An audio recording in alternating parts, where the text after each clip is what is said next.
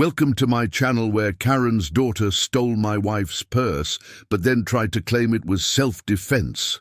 Hey guys, welcome back to my channel where I publish these crazy stories that I like to call tales from my landlord superheroes. If you guys are new here, please subscribe so you don't miss out on any of my stories. And if you like this story, please hit that like button down below so it helps this video grow. This is a true story from a viewer who wishes to remain anonymous. So let's jump right into it. This Karen lived in the neighborhood I managed. It was a small lakefront community with only about 20 houses in it. The homes were pretty close together, but the lots were decently sized for the area. The HOA was super strict about everything, even things that didn't fall under their jurisdiction. But we had a great relationship until our tenant left. Fast forward a few months, and one day I get a phone call from the HOA president, Karen. She tells me she's received complaints about trash blowing around in my yard. I asked her what trash, and she says leaves. I told her that it was on a large lot with mature trees, and it was very common to have leaves blow into the yard. She threatened me with a fine and said that she wanted the yard cleaned before Saturday morning when the board would be doing a walk around. I got annoyed and told her that if she gave me a valid reason to clean the yard, I would. Still annoyed, she hung up on me. So on Thursday, I receive a letter telling me that my tenant violated a rule by storing a trailer on their property. The rules stated that no trailers were allowed to be stored anywhere on the property. The letter goes on to state that I had 5 days to remove it or I would be fined $50 a day, plus they would send me to collections. I called the president and asked her why this was just being brought to my attention after 2 years. She told me that a neighbor complained. I asked her if the neighbor was the same person that complained about the leaves, because I feel like it's them complaining about everything. She tells me yes. I tell her that the trailer has been there for over 2 years. She says that she will talk to the board and get back to me. I never heard back from her. On the weekend, I go out of town.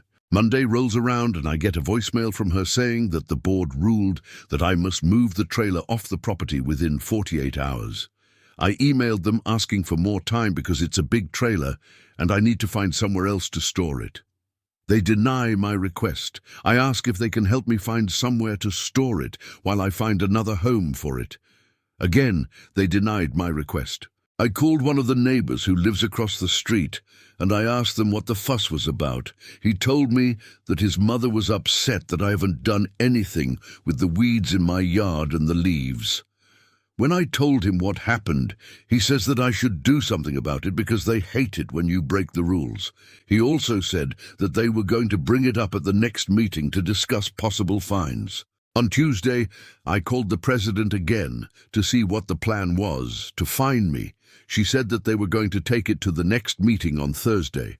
I told her that I would wait to hear what they decided. On Wednesday, I get a call from my tenant stating that the HOA was there serving an eviction notice on him because of the trailer. I call the president and ask her what happened.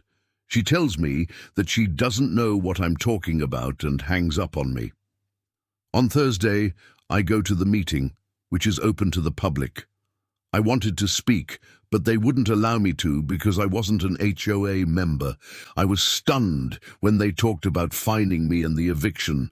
I talked to my tenant afterward and he was devastated. Friday rolls around and I sue the HOA for defamation, intentional infliction of emotional distress, violation of civil rights, and malicious prosecution.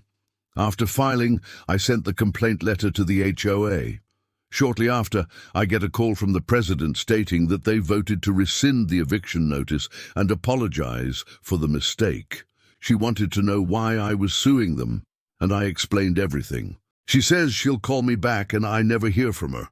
On Monday, I go to court and drop the lawsuit because I didn't want to deal with it anymore. My tenant moved out and I started looking for a new one. One of the neighbors from across the street called me and asked if I was moving someone in. I told him no. He says that Karen was worried that I was, and she wants to know what my plans are for the house. I told him that I am either going to rent it or sell it, and that I have nothing to do with Karen and the HOA. He looks kind of disappointed and goes on his way. A few weeks later, I received multiple calls from different real estate agents wanting to show the house. I had a for sale sign made and put it in the front yard. Then I listed it in the MLS. Within 2 weeks, I received 3 offers and I accepted the highest one. A month after that, I closed on the house and handed over the keys to the new owner. A few weeks after that, I get a call from Karen. She asks if I sold the house, and I told her that I did. She apologizes for how she acted and says that she wished that I could have given her more time. I told her that the damage was done and there was no repairing it. She asked what it would take, and I told her that I would have to buy her a beer and have her come explain to me the purpose of an HOA. She laughs and says that she will take you up on that offer. I told her that the offer stands, but I still won't be buying her a beer. OP, you are truly a badass. You stood up for yourself and your tenant and sued them for all they were worth. That's some grade A badassery right there. I love it. OP could have also used the fact that the HOA president and some of the other members probably had broken the same rules at some point. I mean, if they were policing everyone's yards and looking for violations, odds are they knew of every little infraction that had been committed over the years. Why pick on OP's tenant? If they all had clean records, that would have been a good argument to use in court. Nonetheless, OP did a great job standing up for themselves and their tenants. This landlord went above and beyond to help their tenants. They took the high road and ultimately got the upper hand. Plus, they got to stick it to the HOA and their president. I love a happy ending like this, and that's all I have for you guys today. Please remember to support the channel. Also, share your own crazy Karen stories with me. You can email them to talesfrommylandlord@gmail.com. Thanks so much for watching.